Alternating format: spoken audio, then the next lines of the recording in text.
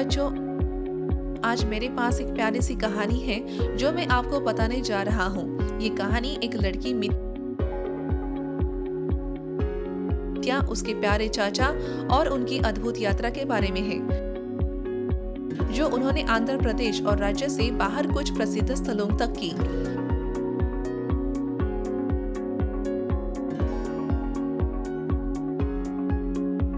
उन्होंने किलों, गुफाओं, रॉकेट्स, झीलों, मंदिरों और पक्षियों को देखा।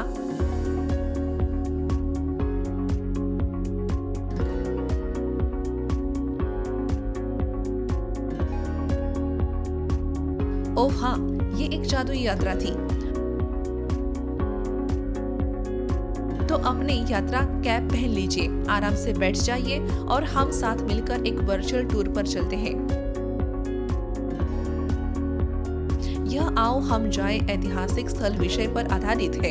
कक्षा चतुर्थ, पर्यावरण अध्ययन, सीखने के परिणाम। इस यात्रा के अंत तक आप निम्नलिखित सीख पाएंगे। आंध्र प्रदेश और भारत के महत्वपूर्ण ऐतिहासिक और पर्यटन स्थलों के नाम जान पाएंगे।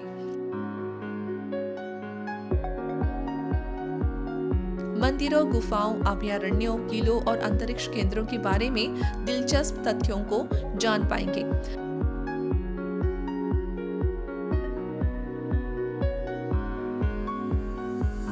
समझ पाएंगे कि हमें अपनी संस्कृति और प्रकृति स्थलों की रक्षा क्यों करनी चाहिए। हमारे देश के सौंदर्य और धरोहर की सराहना कर पाएंगे।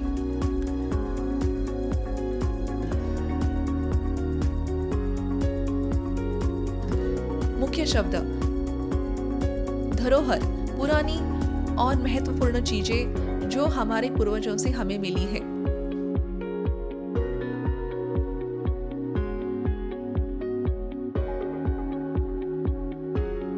मंदिर, एक पवित्र स्थान जहां लोग भगवान से प्रार्थना करते हैं। किला, राजाओं और सैनिकों की रक्षा के लिए बनाई गई एक मजबूत इमारत।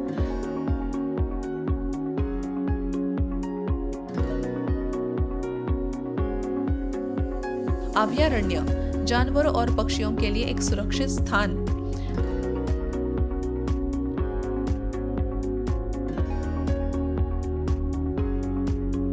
बंदरगाह, समुद्र के पास एक जगह जहां जहाज आते और जाते हैं।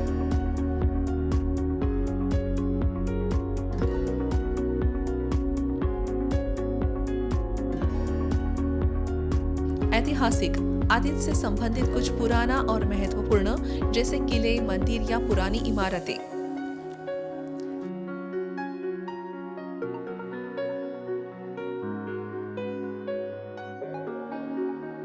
यहाँ संकल्पना मानचित्र दिया गया है।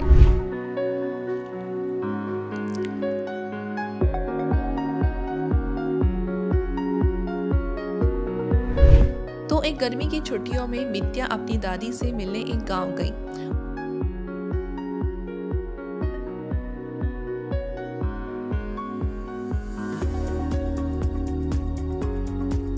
उसके चाचा ने उसके लिए एक सरप्राइज रखा था, आंध्र प्रदेश की सैर के लिए एक सड़क यात्रा।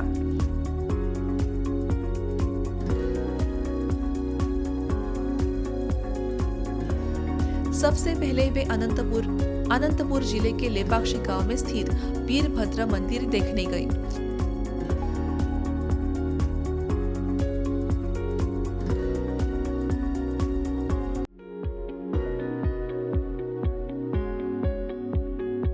ये सुंदर मंदिर सन 1530 में दो भाइयों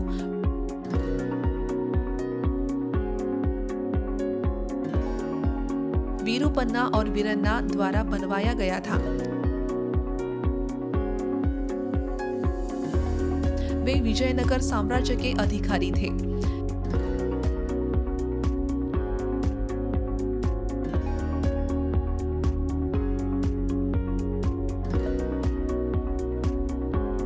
क्या आपने कभी ऐसे स्तंभ के बारे में सुना है जो जमीन को नहीं छूता?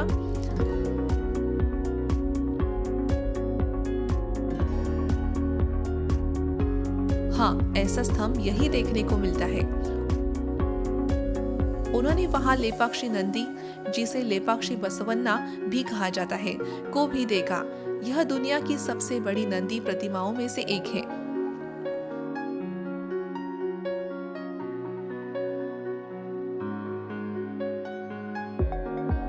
इसके बाद वे YSR कड़पा जिले में स्थित सिद्धवटम किला देखने गए।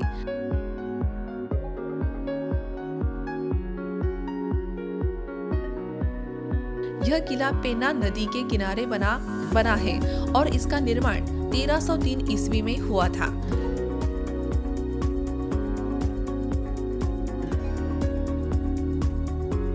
यह किला लगभग 30 एकड़ में फैला हुआ है और इसके सुंदर प्रवेश द्वार इसकी अद्भुत वास्तुकला को दर्शाते हैं।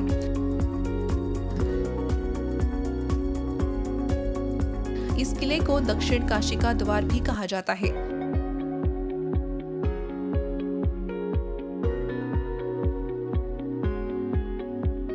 इसके बाद वे चित्तूर जिले के चंद्रगिरी किले पहुंचे।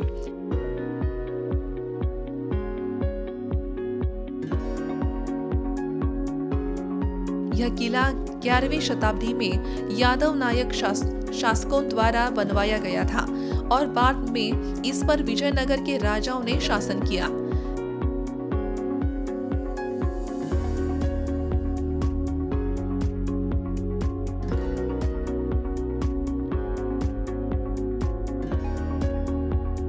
किले के अंदर उन्होंने राजा महल और रानी महल देखे, जो पिछले 300 वर्षों से अधिक समय से अच्छी तरह संरक्षित है।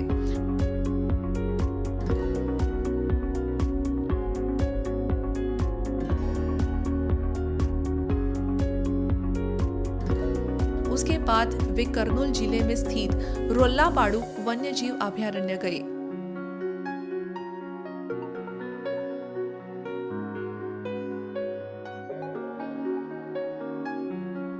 यह स्थान एक दुर्लभ और शर्मीले पक्षी महान भारतीय तितर गोड़ावन का घर है, जो आज लगभग विलुप्त होने की कगार पर है।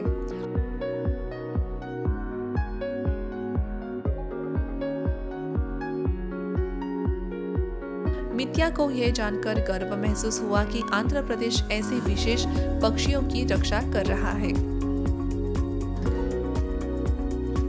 इसके बाद वे एक अंतरिक्ष केंद्र देखने गए। हाँ, हमारा अपना सतीश धवन अंतरिक्ष केंद्र, जो श्रीहरिकोटा में स्थित है।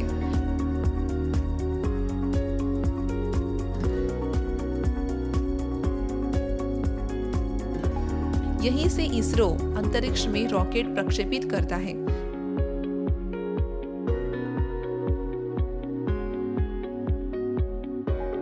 इसके पास ही नीलापट्टू फ्लेमिंगो पक्षी अभयारण्य है,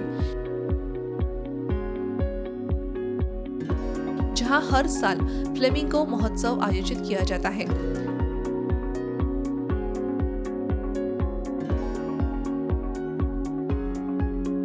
चाचा ने कहा, यहीं से भारत ऐसे उपग्रह भेजता है जो मौसम की जानकारी, इंटरनेट और यहाँ तक कि आपदा चेतावनी में भी हमारी मदद करते हैं।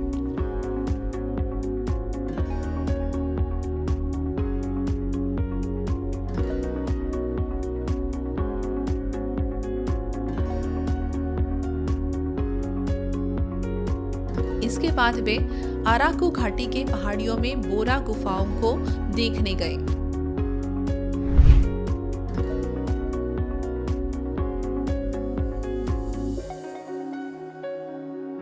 ये गहरी गुफाएं हजारों वर्ष पहले गोस्तानी नदी द्वारा चुना पत्थर को काटने से बनी थी।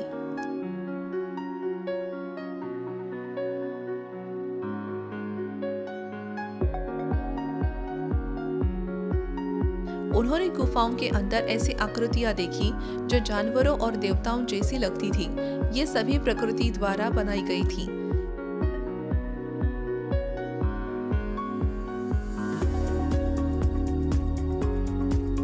इसके बाद वे कोल्लेरू झील पहुंचे, जो भारत की सबसे बड़ी मीठे पानी की झीलों में से एक है।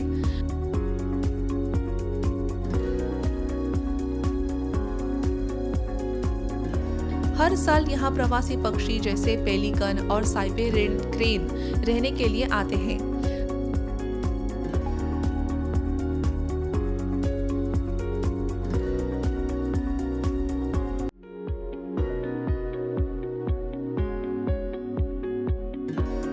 मित्या ने उड़ते हुए पक्षियों को देखा और उसे लगा जैसे वह प्रकृति की एक सुंदर पेंटिंग के अंदर खड़ी हो। इसके बाद वे कोरिंगा गए, जहां भारत के दूसरे सबसे बड़े मैंग्रोव वन है। यहाँ पेड़ खारे पानी में उगते हैं और यहाँ 120 से अधिक प्रकार के पक्षी रहते हैं।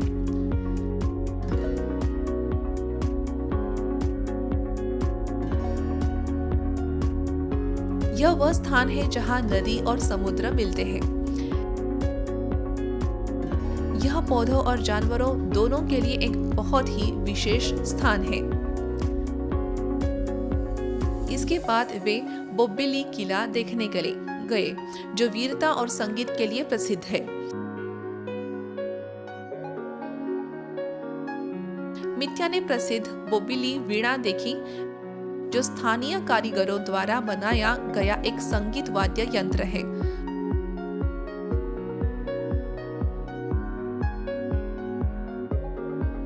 उसने 1757 के बोब्बिली युद्ध के बारे में भी जाना, जो साहस और बलिदान की एक कहानी है। इसके बाद उन्होंने अमरावती की यात्रा की, जहां सातवाहन राजवंश के दौरान बनाया गया बौद्ध स्तूप देखने को मिला।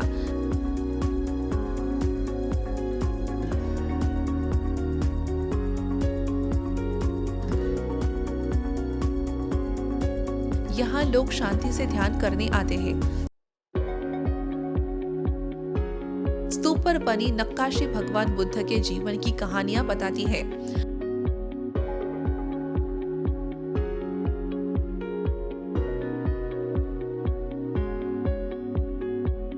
आंध्र प्रदेश में उनका आखिरी पड़ाव मोतुपल्ली था, जो कभी काकतीय काल के दौरान एक प्रसिद्ध बंदरगाह हुआ करता था।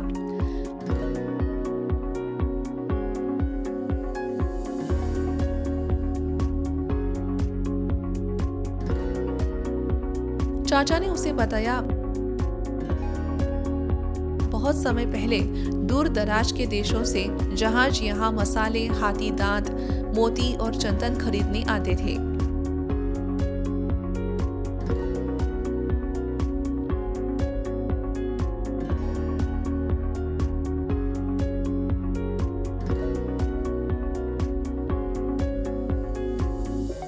यहाँ तक कि खोजकर्ता मार्को पोलो ने भी इस बंदरगाह का दौरा किया था। मित्या ने कहा, चाचा, क्या अन्य राज्यों में भी ऐसी अद्भुत जगह है?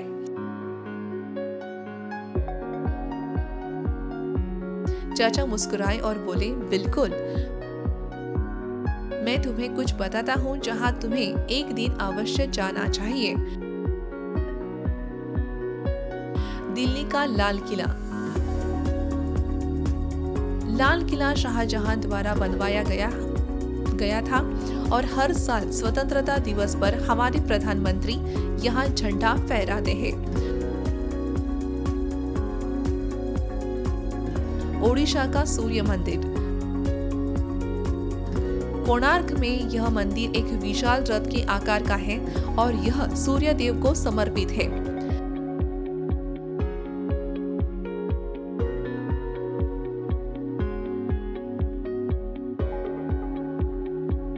पंजाब अमृतसर का स्वर्ण मंदिर। असली सोने से ढका हुआ यह सिखों के लिए सबसे पवित्र स्थान है।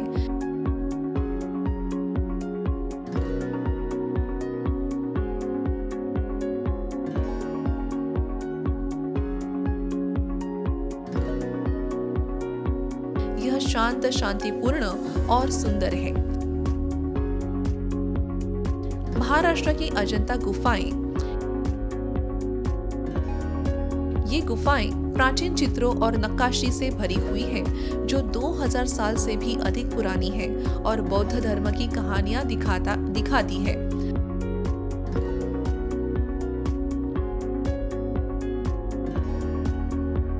मित्या ने कहा, वाह, क्या अद्भुत यात्रा है।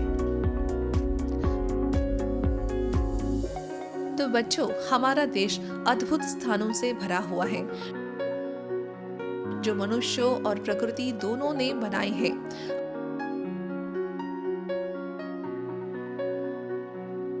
हमें केवल इन स्थानों की यात्रा नहीं करनी चाहिए, बल्कि हमें इन्हें सुरक्षित रखना, सम्मान करना और इनसे सीखना भी चाहिए।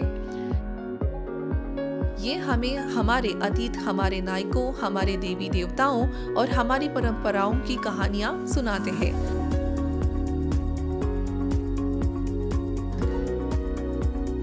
इसलिए अगली बार जब आप किसी यात्रा पर जाएं, तो ये गर्व महसूस करें कि आप इतनी सुंदर और समृद्ध धरोहर का हिस्सा है।